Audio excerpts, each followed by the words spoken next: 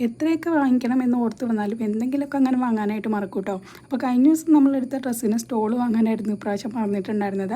അങ്ങനെ രാവിലെ തന്നെ ഞങ്ങൾ വന്ന് സ്റ്റോളും അതുപോലെ ചെരുപ്പൊക്കെ വാങ്ങിയിട്ട് നേരെ നമ്മുടെ ഫൈസിലെ മുടി വെട്ടിക്കാൻ പോയപ്പോൾ സലൂൺ അങ്ങനെ അടച്ചിട്ടേക്കുമായിരുന്നു കേട്ടോ. പിന്നെ നമ്മൾ ഏതായാലും വൈകുന്നേരം വരാമെന്ന് പറഞ്ഞ് തിരിച്ചു പോയി. വൈകുന്നേരം ആയപ്പോൾ വന്ന് നേരെ ഫൈസിലെ മുടിയൊക്കെ വെട്ടിച്ചിട്ടുണ്ടായിരുന്നു.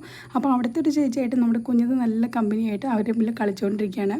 പിന്നെ എണിച്ച് വയനാട് പോയിട്ട് വന്നപ്പോഴേക്കും നമ്മുടെ കാറ് നല്ലപോലെ തന്നെ മുഷിഞ്ഞിട്ടുണ്ടായിരുന്നു കേട്ടോ. അങ്ങോട്ട് പോയപ്പോഴേക്കും നല്ല മഴയൊക്കെ ആയിരുന്നു. അപ്പോൾ അതുകൊണ്ട് നേരെ നമ്മൾ കാറും കൂടെ ഒന്ന് വാഷ് ചെയ്തിട്ട് പോകാൻ മതി. നാളെ നമ്മുടെ പെരുന്നാളൊക്കെ ആണല്ലോ. അങ്ങനെ നമ്മൾ നേരെ റെസ്റ്റ് റൂമിൽ കയറിയിട്ട് റെസ്റ്റ് എടുക്കുന്ന ടൈമിൽ അവിടെ കുറേ കളിപ്പാട്ടമൊക്കെ ഉണ്ടായിരുന്നു. അപ്പോൾ നമ്മുടെ കുഞ്ഞതും പൈസ കൊണ്ട് കൂടിയിട്ട് അതൊക്കെ കളിച്ചുകൊണ്ടിരിക്കുകയാണ്. പിന്നെ എനിക്കൊന്ന് നോമ്പായിരുന്നു കേട്ടോ. അപ്പോൾ ഞാൻ അതുകൊണ്ട് അവിടെ നിന്ന് തന്നെ കുറച്ച് വെള്ളം എടുത്തിട്ട് അങ്ങനെ കഴിച്ചിട്ടുണ്ടായിരുന്നു.